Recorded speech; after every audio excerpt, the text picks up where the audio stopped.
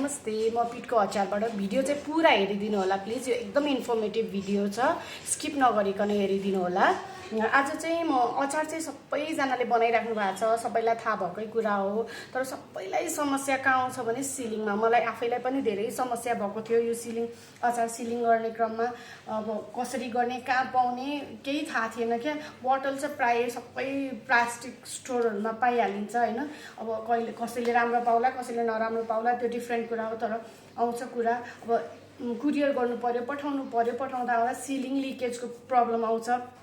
सिल गर्नको लागि चाहिँ यस्तो पेपर पाउँछ, यसलाई चाहिँ एल्युमिनियम फोइल पेपर भन्छ या सिलिङ पेपर पनि भन्छ। यो चाहिँ एकदम सस्तो पनि छ, 1000 रुपियाँमा 1000 पिसेस पाउनुहुन्छ या अझ कममा पनि पाउनुहुन्छ ठाउँ हेरेर। अनि कहाँ पाउनुहुन्छ भन्दा चाहिँ यो अब काठमाडौँमा चाहिँ मलाई असनतिर, किल्लागलीतिर पाउँछ। 2-4वटा पसल एक्सप्लोर गर्नुभयो भने पाउनुहुन्छ तपाईँहरूले होइन। अनि यसलाई चाहिँ कसरी युज गर्ने भन्ने कुरा चाहिँ, यसलाई चाहिँ खासमा भन्नु चाहिँ यस्तो मसिन पाउँछ हामीसँग चाहिँ। यो मसिन छ, यस्तो मसिन पाउँछ। यहाँ चाहिँ यसरी बोतल राखेर यहाँ हट प्लेट हुन्छ, यसरी यसरी थिचेर यहाँ सिलिङ गर्ने हो होइन। अहिले चाहिँ एडभान्स मसिनहरू पनि आइसकेको छ, तर हामीले चाहिँ यही नै चलाइरहेको छ। तर आज डिफ्रेन्ट मसिनभन्दा डिफ्रेन्ट तरिकाले गर्ने सिकाइरहेको छु। यसलाई चाहिँ जसरी यो मसिनले काम गर्छ त्यसरी नै यो आइरनले घरमा नर्मल चलाउने, हामी लुगा आइरन गर्ने आइरनले पनि काम गर्छ।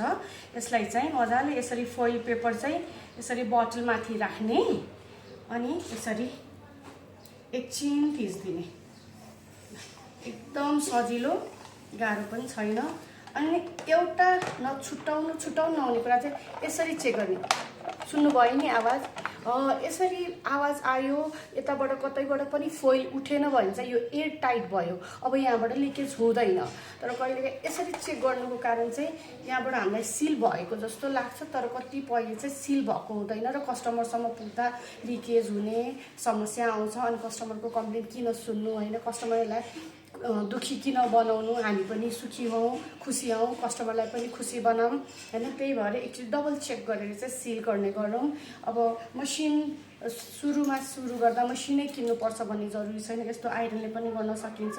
यो चाहिँ असनतिर पाउँछ यस्तो सिलरहरू चाहिँ, फोइलहरू दराजमा पनि पाउँदो रहेछ। अहिले चाहिँ दराजमा चाहिँ अलिक एक्सपेन्सिभ छ, अब हामीलाई अलिक धेरै किन्नुपर्दा दराजमा अलिक एक्सपेन्सिभ छ।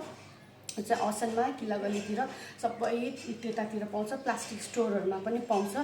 चेक गरेर यस्तो है, यस्तो सबैजनाले यसरी सिल गर्ने गरौँ। अचार चाहिँ एकदम सुरक्षित हुन्छ यसरी।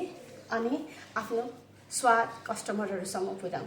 थ्याङ्क यू सबै भिडियो स्किप नगरिकन हेरिदिनु भएकोमा। Thank you so much.